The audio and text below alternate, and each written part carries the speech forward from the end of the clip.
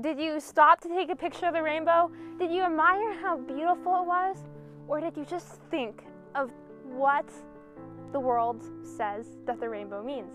Because when we see the rainbow, we know that the world uses it as a symbol of a lifestyle that the Bible specifically condemns about LGBTQ+.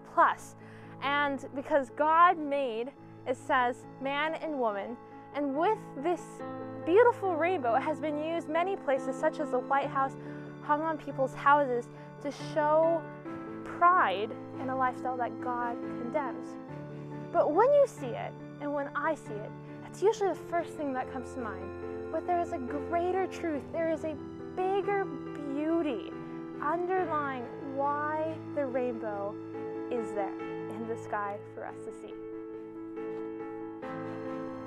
See, the rainbow was first mentioned in the book of Genesis, written by Moses. And Moses showed us that the rainbow was used right after the worldwide catastrophic flood that God used as a means to judge the world. The world was extremely wicked. In fact, it was very likely practicing the very things that God said not to, such as same-sex marriage. But when God judged the world and He wiped the world clean, He sent that flood, He gave a chance and asked Noah to make this boat where anyone who wanted to board was welcome. But only 8 people took that chance because they thought Noah was crazy and boarded this boat to be saved from the worldwide flood. And once it cleaned the whole world, wiped everything, we can see evidences of a flood today, a worldwide flood.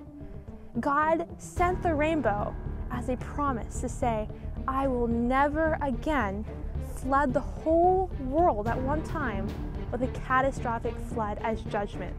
And thus He sent the rainbow in the sky.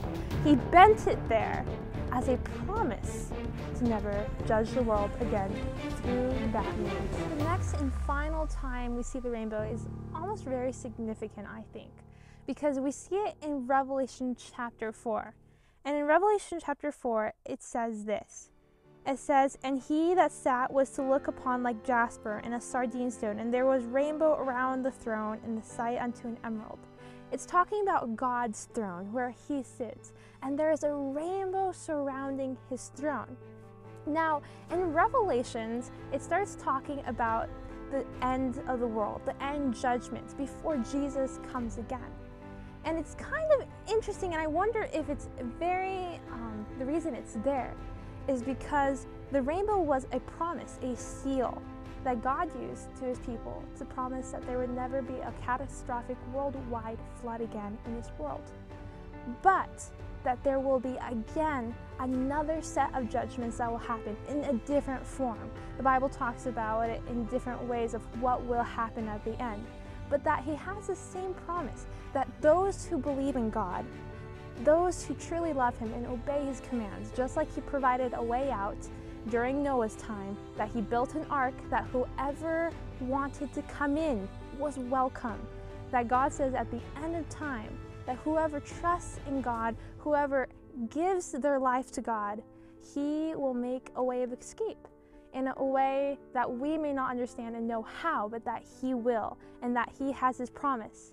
So the next time you see a rainbow, think about God's promise, how He has used it as a seal for His people, that He keeps His promises. I'm Oshana, and I hope you learned something new about what the Bible says on rainbows. And have a blessed day. Thanks for joining us today at Here I Am Send Me. Have a great day. Bye.